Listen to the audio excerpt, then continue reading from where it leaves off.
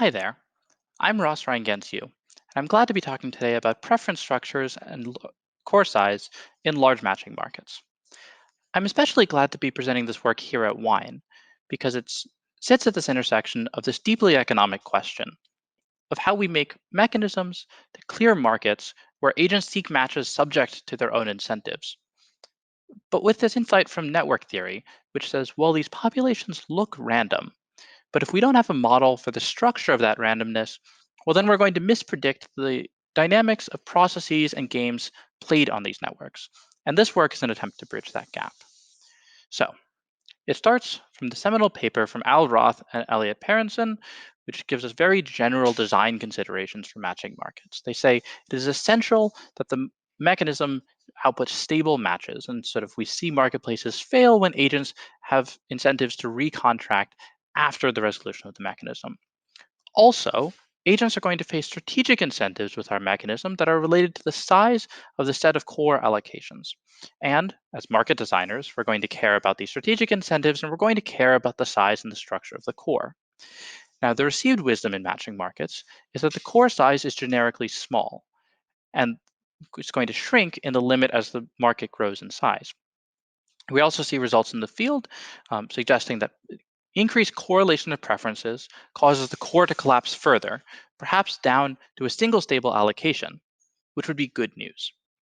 However, I'm going to present a model of agent preferences that exhibit a locality property, such that cores remain robustly large and fail to shrink in the large market limit. This locality is going to look like preference correlation, but if there's one thing to take away from this talk, it's the effects of correlation are going to be sensitive to exactly the structure of that correlation. And so we're going to see different kinds of correlation which are going to have nearly opposite effects on these matching market dynamics. I'll be presenting background on prior results on core size in matching, a new model of preference locality that supports large cores, results of simulations comparing these localized to non-localized preferences, and concluding with a discussion of alternative explanations for the small cores that we observe in these markets in practice. So we begin with matching markets. We say that some students are going to seek matches to some colleges. Our solution concept here will be matches with stability so that we don't have students in colleges wishing to recontract after the mechanism resolves. And a desired feature here is going to be strategy proofness, that agents receive their best allocation by being truthful in their submission of their preferences to the mechanism. Now, this is impossible in the general case. And we can see this if multiple stable matchings exist, an agent rejects the match they would receive in one of them, then any stable match finding mechanism is going to return to them another matching instead. So we have a partial recovery, and we say that a mechanism can be strategy proof only for the agents to whom it returns their their most preferred stable match.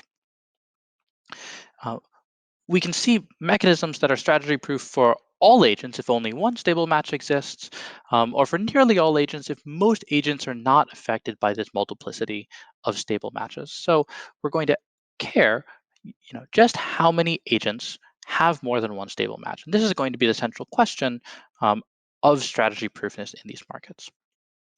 So in the base case, it's not very good. When we start with n students and n colleges, each of whom have one seat, and everyone forms complete preferences uniformly at random, then most agents have many stable matches, and this is bad news.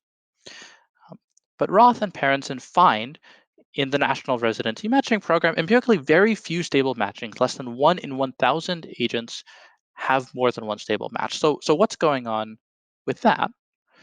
Well, they say, look, if the students all agreed on which colleges are better, then the best college is going to pick the students it most prefers. The second best is going to pick the ones it prefers.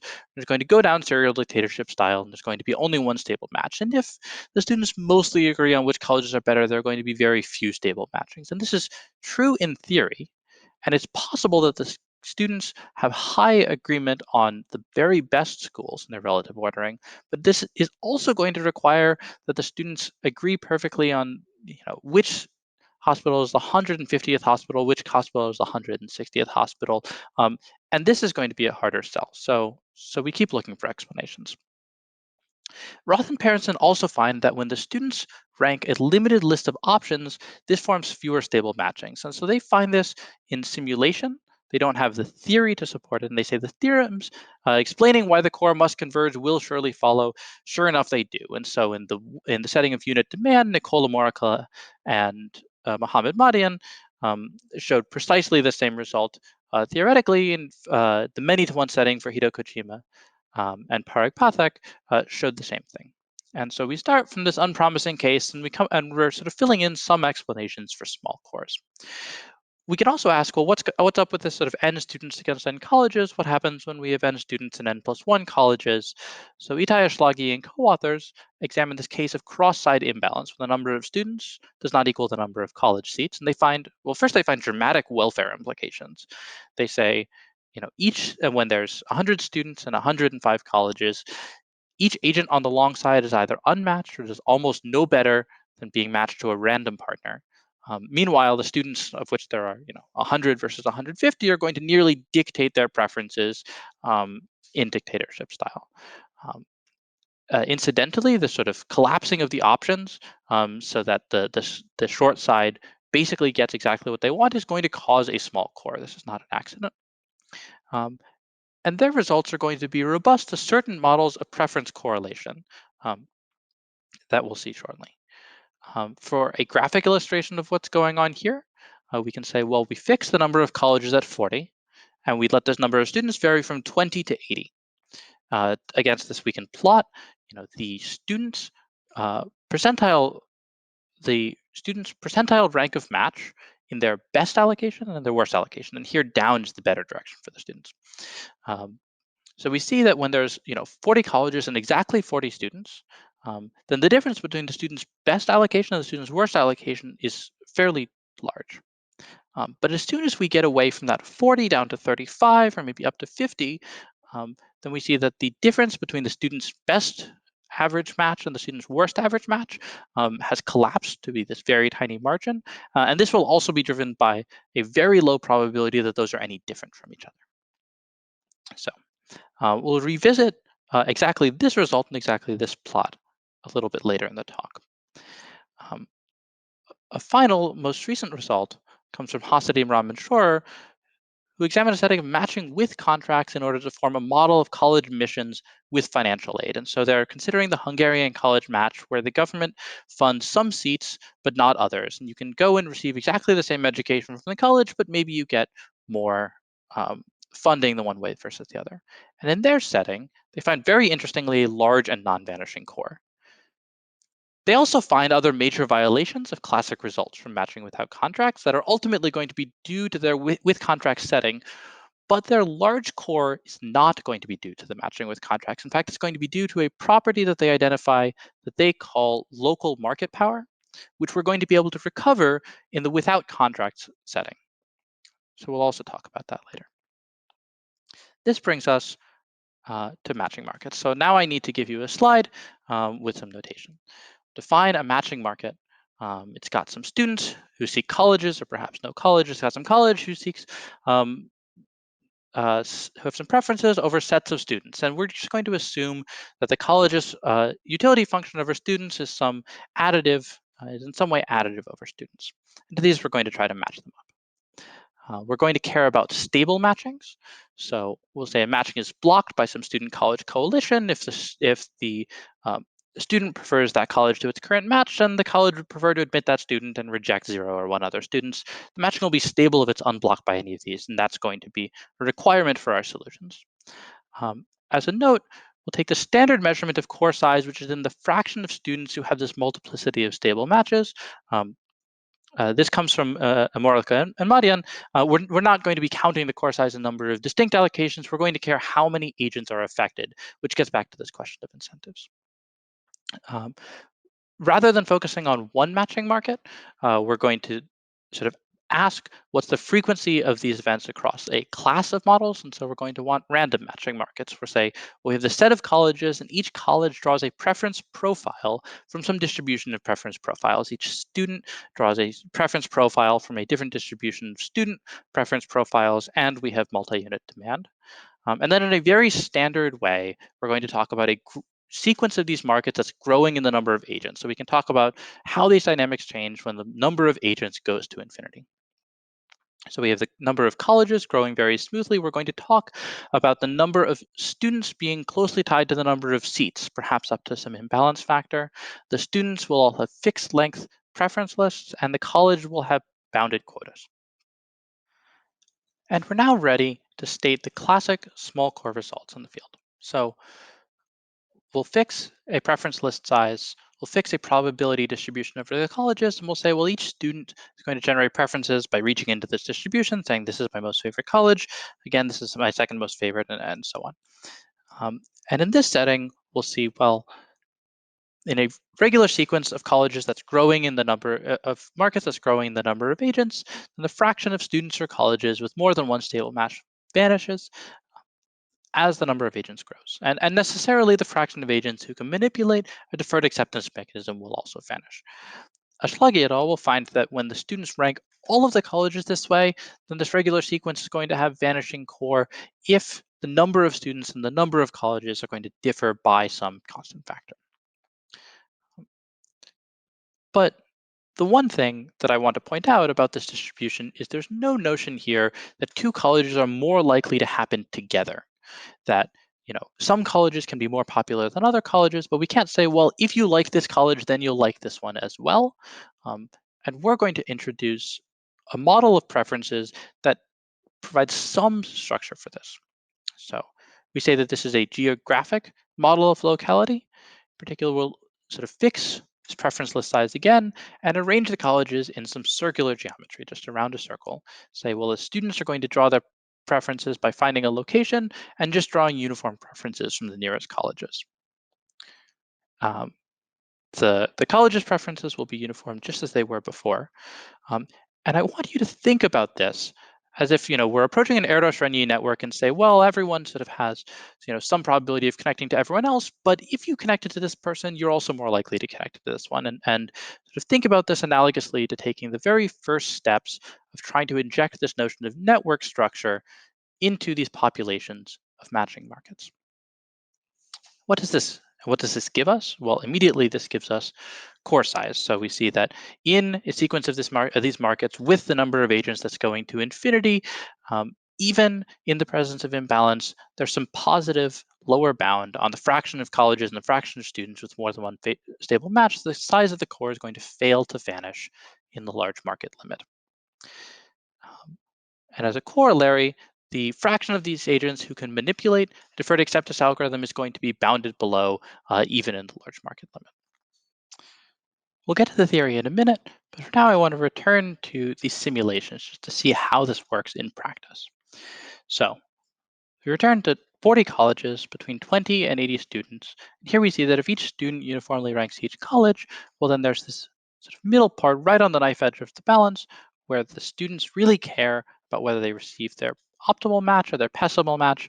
But with a very small amount of imbalance, that ends up not mattering to them. And in fact, most of them will receive the same match in both outcomes. But we can ask, well, what if we arrange the colleges in this circle and students draw from only the very closest college, only the 3 closest colleges? And then immediately we see that, well, regardless of whether it's 40 students in 40 colleges or 20 students in 40 colleges, the students will still care about whether it's receiving their best or worst match. That the sort of gap between the student optimal and the student pessimal stable match is going to remain robust. And we see sort of everything between when we let the length of these students' lists vary from, they pick half of the distribution to draw their preferences between down to 3. I mentioned that this is being driven by a sort of robustness or falling off of the number of agents who have multiple matches. And so we can look at core size directly here. This pink line with this spike in the middle is the classic Ashtlagi-Kanoria-Leshno result. And when we introduce this locality of sort of different radius sizes, then we see basically a sort of smoother result or a nearly flat result in the fraction of matched agents that results. So interestingly, sort of we can read right down the middle in this balance case, the original conjecture by Roth and Parenson that if we reduce the list size, then we're going to reduce the core size. We can see exactly that happening, but then sort of immediately outside in the unbalanced regime, we see the opposite effect. We see that sort of in general, larger um, core sizes will result from these like more localized, even down to very small list preference list sizes. And okay, so we can take this market of 40 agents per side and blow it up to a market of 4,000 agents per side, and the results only become more striking. To the right, we see that the um, sort of Eshlagi-Kanoria-Leshner result, we should only see a non-trivial core size right in this knife edge case in the middle. But if students are choosing from preference lists of 100, then this gets very smeared out. And if they're choosing from 30, well, we have hundreds of agents with multiple stable matches across a variety of regimes. On the left, this sort of gap between the sort of student outcomes in the best and worst matches that can be assigned to them sort of remains robust even across a 4,000 person market on these very localized regimes. So we can return to the proof. We can return to the main results, talk a little bit about the machinery that happens here.